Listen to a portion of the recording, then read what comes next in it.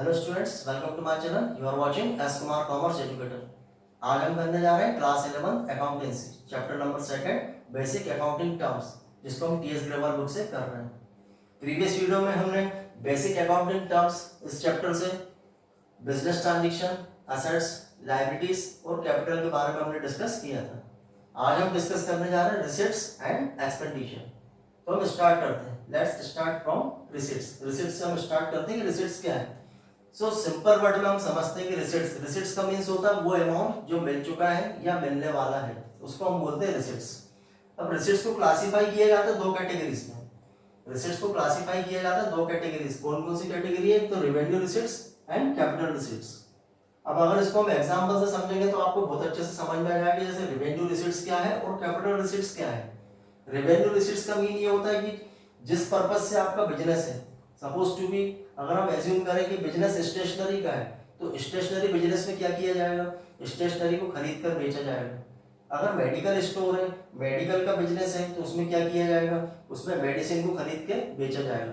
तो ये बिजनेस के कौन से नॉर्मल कोर्स कहलाते हैं? ये कौन से कोर्स कहलाते हैं? बिजनेस के नॉर्मल कोर्स। ये मीन्स ऑपरेटिंग एक्टिविटी है जिस पर्पज से बिजनेस को किया जा रहा है।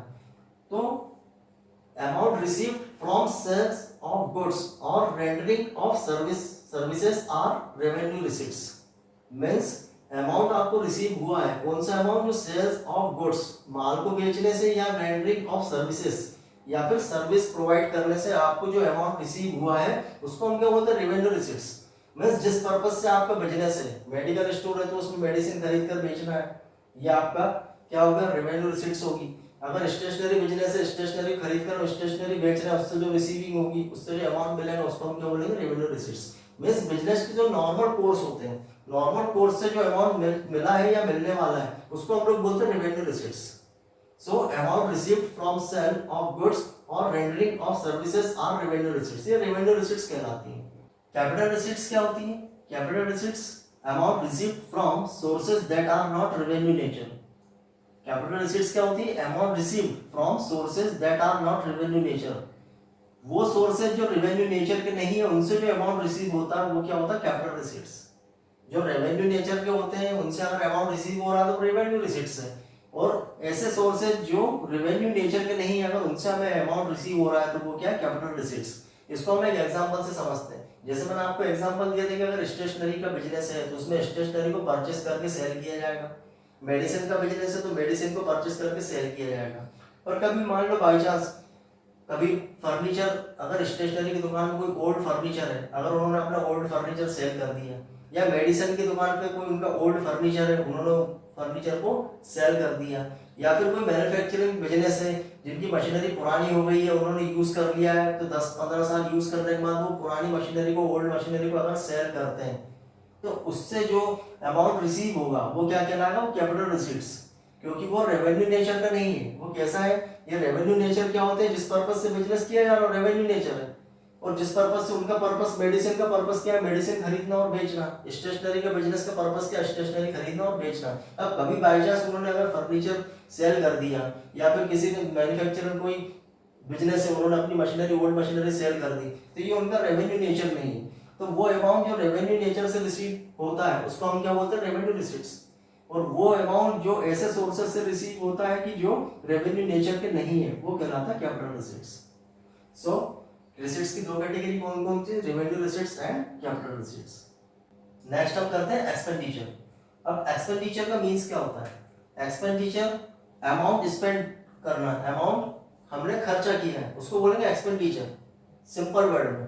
अब एक्सपेंडिचर की कौन कौन सी कैटेगरी है? Capital expenditure, revenue expenditure and deferred revenue expenditure. यहाँ पर एक्सपेंडिचर की कितनी कैटेगरी है? एक्सपेंडिचर को क्लासिफाई किया जाता है कितनी कैटेगरीज में? 3 कैटेगरीज में उसको क्लासिफाई किया जाता है। कौन कौन सी कैटेगरीज है एक्सपेंडिचर की? Capital expenditure, revenue expenditure and deferred revenue expenditure. अब सबसे पहले हम समझते हैं कैपिटल एक्सपेंडिचर क्या होता है। सो जस्ट रिलेटेड है, जैसे अगर हमने क्या सीखा था revenue receipts and capital receipts, वैसे ही उससे थोड़ा रिलेटेड है। आप समझेंगे तो आपको आसानी से समझ में आ जाएगा। तो सबसे पहले हम समझते हैं capital expenditure, amount spend, liability incurred for purchasing assets. अब बिजनेस का जो जिस पर्पज से बिजनेस है बिजनेस किस पर्पज से है, स्टेशनरी बिजनेस है या मेडिसिन बिजनेस है, तो मेडिसिन खरीदी जाएगी बेची जाएगी, स्टेशनरी परचेस करेंगे और सेल करेंगे। लेकिन कभी अगर क्या हुआ कि एसेट्स, उस बिजनेस ने कभी कोई एसेट्स परचेस करे, तो ये क्या है, capital expenditure, amount spend liability incurred for purchasing assets. अगर बिजनेस कोई एसेट्स को परचेस करता है तो ये उसके नॉर्मल कोर्स नहीं है। मींस नॉर्मल कोर्स क्या है उसका, जो बिजनेस का जो नेचर है, जिसके लिए बिजनेस किया जा रहा है, बिजनेस की जो ऑपरेटिंग एक्टिविटी है, उससे जो अमाउंट मिल रहा है वो क्या है, रेवेन्यू रिसीट्स है ना। अब ये यहाँ पर अगर उन्होंने कोई फर्नीचर खरीदा है या फिर उन्होंने बिल्डिंग परचेस करी है, कोई एसेट्स उन्होंने परचेस करी है, तो वो क्या है, वो सेल करने के उद्देश्य से उन्होंने नहीं खरीदी, उन्होंने सेल करने के उद्देश्य से उसको परचेस नहीं किया है, उन्होंने एसेट्स परचेस करी है जो कि बिजनेस के नॉर्मल कोर्स से रिलेटेड नहीं है। तो एसेट्स को परचेस करना ये कौन सा एक्सपेंडिचर कहलाएगा, कैपिटल एक्सपेंडिचर। एक्सपेंडिचर तो है लेकिन कौन सा एक्सपेंडिचर है वो, capital expenditure. So amount spend liability incurred for purchasing assets. अगर एसेट्स परचेस करने में अमाउंट स्पेंड होता है या लायबिलिटी इनकर्ड होती है तो उसको हम लोग क्या बोलते हैं, capital expenditure. Second, revenue expenditure. अब रेवेन्यू एक्सपेंडिचर क्या होता है, रेवेन्यू एक्सपेंडिचर अमाउंट स्पेंट और liability incurred for purchasing goods और services taken to earn revenue. Revenue को अर्न करने के लिए अभी हमने यहाँ पे पढ़ा था रेवेन्यू रिसीट्स। बिजनेस की जो नॉर्मल कोर्स ऑफ रिसीविंग होती है उसको हम बोलते हैं रेवेन्यू रिसीट्स। तो रेवेन्यू को अर्न करने के लिए जो एक्सपेंसेस किए जाते हैं, अब रेवेन्यू को अर्न करने के लिए जैसे मैंने अभी आपसे कहा था कि माल को खरीद कर बेचना या फिर गुड्स खरीदना उसको बेचना, रॉ मटेरियल खरीदना उसको फिनिश गुड्स में कन्वर्ट करना, मैन्युफैक्चर करना उसको बेचना, तो ये बिजनेस की कौन सी रेवेन्यू एक्टिविटीज है। मींस क्या है, रेवेन्यू जो बिजनेस की ऑपरेटिंग एक्टिविटी से रिलेटेड है। तो इस प्रकार से रेवेन्यू एक्सपेंडिचर कौन से एक्सपेंडिचर होते हैं, अमाउंट स्पेंट और liability incurred for purchasing goods और services taken to earn revenue. Revenue को अर्न करने के लिए अगर हमने एक्सपेंडिचर किया है, रेवेन्यू को अर्न करने के लिए अगर हमने एक्सपेंडिचर किया है, जैसे क्या, परचेसिंग गुड्स, अगर हमने गुड्स परचेस किया है या किसी सर्विस को हमने लिया है, काय के लिए, किस चीज के लिए, रेवेन्यू को अर्न करने के लिए, तो वो क्या कहलाएगा, रेवेन्यू एक्सपेंडिचर। अगर एसेट्स परचेस करते हैं तो वो कैपिटल एक्सपेंडिचर है। अगर हमने रेवेन्यू अर्न करने के लिए अगर हमने स्पेंड किया है, अमाउंट स्पेंड किया है, हमने एक्सपेंडिचर किया है, तो रेवेन्यू अर्न करने के लिए, तो वो क्या कहलाएगा, revenue expenditure. So capital expenditure, अगर एसेट्स परचेस करते हैं तो कैपिटल एक्सपेंडिचर। अगर हमने की रेवेन्यू अर्न करने के लिए गुड्स परचेस किया है या फिर कोई सर्विस को हमने लिया है, तो उसको उसमें अगर जो हमने एक्सपेंडिचर किया है वो क्या, रेवेन्यू एक्सपेंडिचर। थर्ड कैटेगरी इसकी होती है डिफर्ड रेवेन्यू एक्सपेंडिचर। अब डिफर्ड रेवेन्यू एक्सपेंडिचर क्या होता है, इन दोनों से थोड़ा हटके अलग होता है डिफर्ड रेवेन्यू एक्सपेंडिचर। इसको हम एक एग्जांपल से समझते हैं कि डिफर्ड रेवेन्यू एक्सपेंडिचर क्या है। Expenses of revenue nature return of in more than 1 year. अगर सिंगल लाइन डेफिनेशन से हम उसको समझे कि डिफर्ड रेवेन्यू एक्सपेंडिचर क्या है, expenses of revenue nature return of in more than 1 year. और आगे, for example, large advertising expenditure that will give benefit for more than one accounting period is a deferred revenue expenditure। इसको हम एक example से समझते हैं कि deferred revenue expenditure क्या होता है। जैसे कि यहाँ पर एग्जांपल गिवन है, आपको क्या एग्जांपल गिवन है, एडवर्टाइजिंग एक्सपेंडिचर। एडवर्टाइजिंग एक्सपेंडिचर, अब एडवर्टाइजिंग एक्सपेंडिचर क्या होता है, एडवर्टाइजिंग का मीन्स क्या होता है, अगर कोई बिजनेस अपने प्रोडक्ट को सेल करने के लिए, अपने बिजनेस को प्रमोट करने के लिए अगर एडवर्टाइजमेंट करता है, अगर कोई बिजनेस अपनी सेल को प्रमोट करने के लिए, बिजनेस को प्रमोट करने के लिए, सेल को इंक्रीज करने के लिए एडवर्टाइजमेंट करता है, तो उसको कुछ एक्सपेंडिचर करना पड़ता है। अगर एडवर्टाइजमेंट किया जाता है तो उसको हमको कुछ एक्सपेंसेस करना पड़ता है। तो सपोज टू बी किसी बिजनेस ने एडवर्टाइजमेंट किया, एडवर्टाइजिंग की, उसके लिए मान लो उसने 5 लाख रुपीस का उसने क्या किया, एक्सपेंडिचर किया, काय के लिए, एडवर्टाइजमेंट के लिए।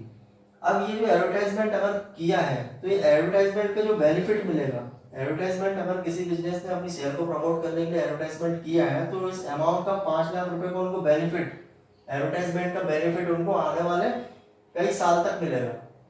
ऐसे नहीं कि हमने 1 साल, हमने 5 लाख रुपीस एडवर्टाइजमेंट किया तो उसका बेनिफिट हमको 1 साल तक मिलेगा। एडवर्टाइजमेंट है, अब एडवर्टाइजमेंट हमने किया है तो उसका बेनिफिट हमको आने वाले कुछ सालों तक उसका हमको बेनिफिट मिलेगा। तो सपोज टू भी हमने 5 लाख रुपीस स्पेंड किए काय में, एडवर्टाइजमेंट में, अब एडवर्टाइजमेंट में हमने 5 लाख स्पेंड किए और हमने एज्यूम किया कि भाई इस एडवर्टाइजमेंट का हमको बेनिफिट आने वाले 5 साल तक मिलेगा। ये जो एडवर्टाइजमेंट हमने किया है इसका बेनिफिट क्या होगा, हमको आने वाले 5 साल तक मिलेगा। First year, second year, third year, fourth year या फिफ्थ ईयर, आने वाले 5 इयर्स तक हमको 5 लाख रुपए का बेनिफिट मिलेगा। तो एक अकाउंटिंग पीरियड का मीनिंग क्या होता है? अकाउंटिंग पीरियड स्टार्ट कहां से होता है? 1 अप्रैल। अकाउंटिंग पीरियड जनरली स्टार्ट कहां से होता है? 1 अप्रैल। सपोज टू बी अभी क्या है? 1 अप्रैल 24। और ये कब तक चलेगा अकाउंटिंग पीरियड? नेक्स्ट 31 मार्च 25। अकाउंटिंग पीरियड कब से स्टार्ट होता है? 1 अप्रैल 2024 और कब तक रहता है? 31 मार्च 2025। अब ये कहलाता है एक अकाउंटिंग पीरियड। इसको हम क्या बोलते हैं? एक अकाउंटिंग पीरियड है ये। इसको हम बोलते हैं बिजनेस का अकाउंटिंग पीरियड। कितना रहता है? 1 अप्रैल से स्टार्ट होता है और 31 मार्च तक नेक्स्ट ईयर तक चलेगा। ये होता है एक अकाउंटिंग पीरियड 12 मंथ। अब हमने 5 लाख रुपीस अगर स्पेंड किए हैं तो ये 5 लाख का बेनिफिट हमको कब तक मिल रहा है? आने वाले 5 साल तक मिल रहा है, क्योंकि हमने एडवर्टाइजमेंट किया है। तो एडवर्टाइजमेंट का जो हमको बेनिफिट मिलेगा वो एक ही साल में नहीं मिलेगा, आने वाले कुछ साल तक हमको उसका बेनिफिट मिलेगा। तो हमने एज्यूम किया कि हमने जो 5 लाख रुपीस स्पेंड किया एडवर्टाइजमेंट में उसका बेनिफिट आने वाले 5 साल तक हमको मिलेगा, है ना। तो यहाँ पर आपको क्या बोल रहे हैं? Expenses of revenue nature return of in more than 1 year. अब यहाँ पर हम ये 5 लाख रुपीस को क्लासिफाई करेंगे। फर्स्ट ईयर हमने 1 lakh, second year 1 lakh, third year 1 lakh, ये फोर्थ ईयर 1 लाख और फिफ्थ ईयर 1 लाख। यहाँ पर हमने क्या किया कि expenses of revenue nature return of in more than 1 year. हमने क्या करा कि फर्स्ट ईयर में हमने 1 लाख को रिटर्न ऑफ किया, फिर 4 लाख रिमेनिंग बचे। सेकेंड ईयर हमने फिर 1 लाख को रिटर्न ऑफ किया, फिर 3 लाख बचे। फिर थर्ड ईयर हमने 1 लाख को रिटर्न ऑफ किया, 2 लाख रुपीस बचे रिमेनिंग। फिर 2 लाख में से 1 लाख फिर हमने नेक्स्ट ईयर उसको क्या किया? रिटर्न ऑफ किया। फिर कितना बचा? 1 लाख। फिर 1 लाख को भी हमने फिफ्थ ईयर क्या किया? उसको भी रिटर्न ऑफ कर दिया, है ना। तो अब एडवर्टाइजमेंट एक्सपेंडिचर जो होता है वो क्या है कि expenses of revenue nature. Revenue nature के एक्सपेंसेस है, रेवेन्यू जनरेट करने के लिए हमने एक्सपेंसेस किया है, इसको हम लोग क्या करते हैं? रिटर्न ऑफ करते हैं। रिटर्न ऑफ करते हैं मतलब इसको पर ईयर हम लोग क्या करते हैं? राइट ऑफ करते हैं, क्योंकि इसका बेनिफिट हमको आने वाले कई सालों तक मिलता है। तो हम लोग क्या करते हैं? Expenses of revenue nature return of in more than 1 year. एक साल से के बाद भी हम लोग क्या करते हैं? ये जो एक्सपेंसेस है इसको हम लोग क्या करते हैं? राइट ऑफ करते हैं। For example, large advertising expenditure that will give benefit. अगर हमने एडवर्टाइजमेंट में एक्सपेंडिचर किया है दैट विल गिव बेनिफिट, वो हमको बेनिफिट देंगे for more than 1 accounting period. वो हमको एक अकाउंटिंग पीरियड से ज्यादा के लिए हमको बेनिफिट देंगे, आने वाले अगले सालों के लिए भी हमको उसका बेनिफिट मिलेगा। जैसे डिफर रेवेन्यू एक्सपेंडिचर, उसको हम लोग क्या बोलते हैं? Differ revenue expenditure. मतलब वो एक्सपेंडिचर जो हमने किए हैं और उसका जो बेनिफिट है हमको इस अकाउंटिंग पीरियड के साथ साथ आने वाले कुछ अकाउंटिंग पीरियड में भी मिलेगा, और उसको हम लोग क्या करेंगे? पर ईयर उसको राइट ऑफ करेंगे। ऐसे एक्सपेंडिचर को हम लोग क्या बोलते हैं? Differ revenue expenditure. तो यहाँ पर आपको क्लियर हुआ आज हमने क्या क्या सीखा। आज सबसे पहले हमने सीखा रिसीट्स। रिसीट्स कौन कौन सी होती है? Revenue receipts and capital receipts. Revenue receipts कौन सी होती है? जो बिजनेस के नॉर्मल कोर्सेज से जो अमाउंट रिसीव हुआ है या होने वाला है वो कहलाता है रेवेन्यू रिसीट्स। कैपिटल रिसीट्स क्या होती है? जो रेवेन्यू नेचर की नहीं होती, वो क्या होती है? अमाउंट रिसीव तो हुआ है या मिलने वाला है, लेकिन कौन सी एक्टिविटी है वो? नॉट रेवेन्यू नेचर, वो रेवेन्यू नेचर की एक्टिविटी से नहीं मिला है, वो कहलाती है कैपिटल रिसीट्स।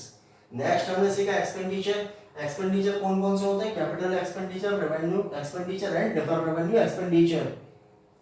कैपिटल एक्सपेंडिचर कौन से होते हैं? अगर एसेट्स परचेस करते हैं जो कि बिजनेस के पर्पस से अलग है, वो ऑपरेटिंग नेचर के लिए और बिजनेस के नॉर्मल कोर्स से रिलेटेड नहीं है। बिजनेस का नॉर्मल कोर्स से रिलेटेड होता तो वो रेवेन्यू रिसीट्स होती है या रेवेन्यू एक्सपेंडिचर रहते, लेकिन यहाँ पर हमने एसेट्स परचेस करी तो वो क्या एक्सपेंडिचर कौन से होंगे?